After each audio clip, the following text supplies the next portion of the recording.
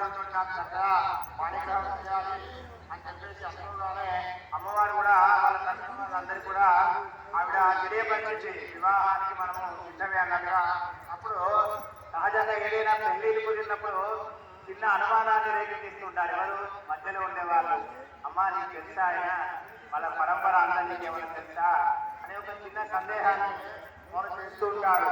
అమ్మ మాయ చేతనో తమన మంత్రము చేతనో నిన్ను ఎట్లు ఆ స్వామి చిన్నాడో కానీ తగినవాడు కాదు కాదు తల్లి.